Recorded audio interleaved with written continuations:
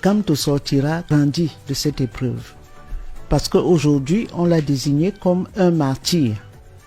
Et si ce martyr décide de jouer un rôle, ce sera quand il aura choisi lequel des candidats soutenus.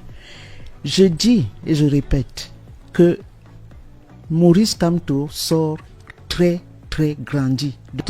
Elle nous a rejoint, la doyenne justement, enfin politique, la combattante. Emmanuel Coco préfère généralement qu'on la présente ainsi. Henriette Ekwe, bonjour. Bonjour Marie-Flore. Et bienvenue sur Balafon. Merci votre de maison. m'avoir invité. Oui, je suis à l'aise ici.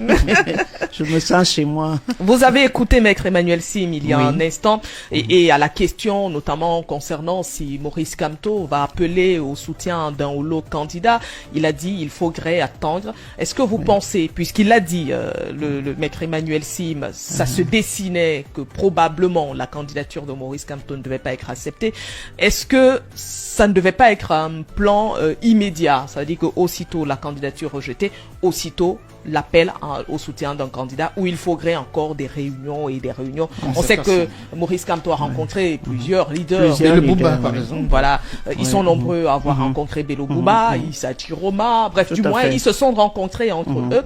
Est-ce que vous pensez qu'il faudrait encore d'autres réunions avant, bien sûr, que Maurice Kamto se prononce pour dire à ses militants ou à ses sympathisants, votez pour tel?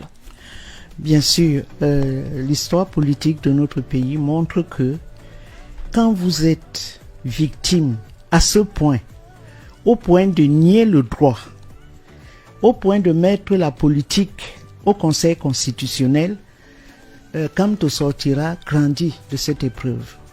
Parce qu'aujourd'hui, on l'a désigné comme un martyr. Et si ce martyr décide de jouer un rôle, ce sera quand il aura choisi lequel des candidats soutenus. Je dis et je répète que Maurice Kamto sort très grandi de cette épreuve. Contrairement à ce que les juges de la Cour constitutionnelle ont fait, où ils n'ont pas dit le droit, ils ont choisi de faire la politique au lieu de dire le droit. Et j'avais fait une vidéo à cet effet. Ce qu'ils ont fait va impacter sur cette élection présidentielle. Pourquoi? Tout le monde a observé qu'il y a 8 millions d'inscrits. 8 millions, c'est inédit dans notre pays. Quand le président Biya gagne des élections avec 2 millions de votants, c'est maigre. Mais cette fois-ci, la mobilisation a été très forte. Et c'est ce que le RDPC redoute, c'est ce que le pouvoir redoute.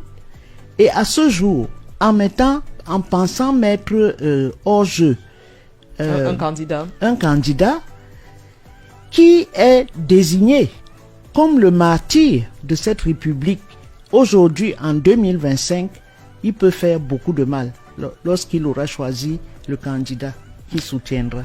Henriette Ekwe, notre invitée donc dans cette édition de Sacré Matin.